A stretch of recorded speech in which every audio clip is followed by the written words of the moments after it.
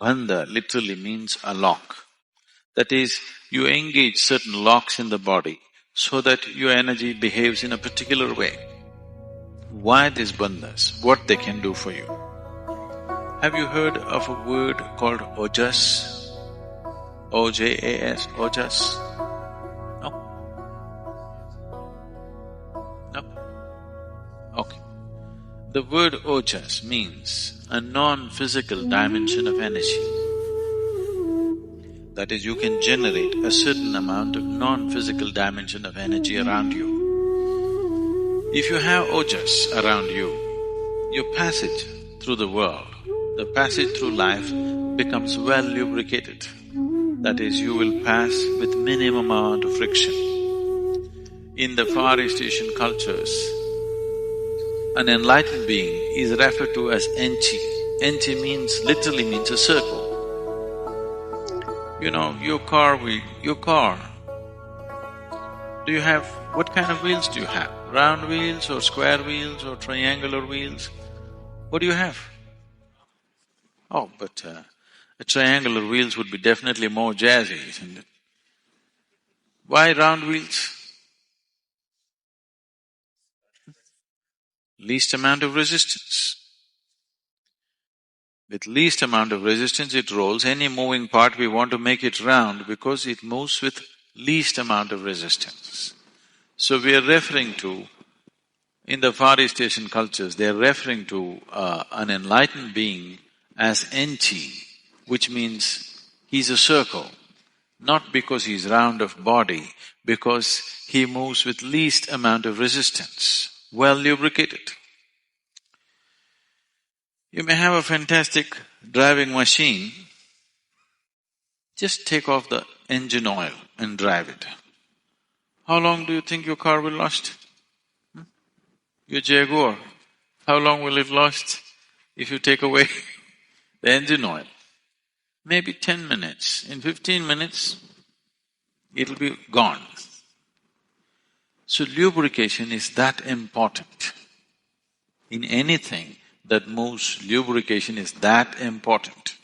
So if you want to move through the world without being well lubricated, you will see every step of your life seems like friction, and every step of your life will be suffering because there is no lubrication. There are lots of people like this.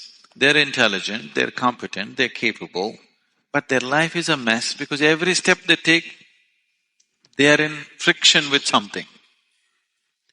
So if you develop a certain amount of ojas around you, you pass through this existence with least amount of friction. The less friction you have, the more you would like to do, isn't it? Yes? You would naturally venture to do a lot of things if you had no friction problems. But every day you step out, you get into some friction, you will hesitate tomorrow to step out. This is happening all the time, isn't it? When you develop ojas, if you start developing ojas, one thing that will happen to you is all the excess weight in the body will start going away by itself.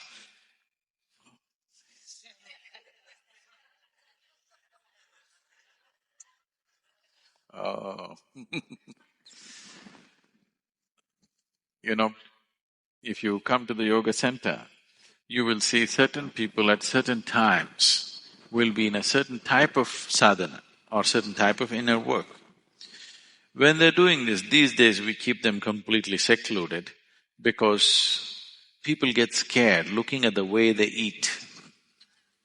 They will eat 10 times of what a normal person would eat, heaps of food, but they will be losing weight. We will put them on high-fat diet, all ghee, milk, butter, like this. In spite of that, they will continue to lose weight simply because they're converting the physical into non-physical dimension of energy. Whatever they consume is just burnt and it doesn't become body, it becomes another dimension of energy. In yoga, we call this as stealing from the earth. Because whatever you have right now, the mass of your body, is something that you have borrowed from this planet. You can borrow Mother Earth is very generous with the loan that she gives. You can borrow as much as you want if you can carry it around. But when the time for payback comes, she will collect atom to atom. If you say, I've been here for so long, let me have one atom as a souvenir. No deal. She collects every atom back. So this is considered stealing from the earth because now you transform physical into non-physical dimension of energy. Now she cannot stop you. You can take it away with you. So this is packaging something for a long journey without she knowing about it. Otherwise, she will grab it back. If it's in the physical form, she'll filter it out. If it's in a non-physical form, the earth cannot hold it back. Now you're doing Shambhavi. If you're doing it every day, you will develop Ojas, some amount of Ojas, which will see suddenly everything seems to be facilitated for you, it just happens. If you do not have any Ojas, you may have all other capabilities, but simply because of the fear of friction, you will be held back. I feel this is 80% of the world's population. They are all held back, always with the fear of what will happen to me, what will happen to me. Wherever they go, they will have bad experiences. If they step in and try to do something with some enthusiasm, tomorrow morning little friction happens and they stay back. I think this is 80% of the population. The fear of what will happen makes them into half a step, never a full step in their life. So, Ojas or generating Ojas is a very important part of living successfully in whatever you're doing.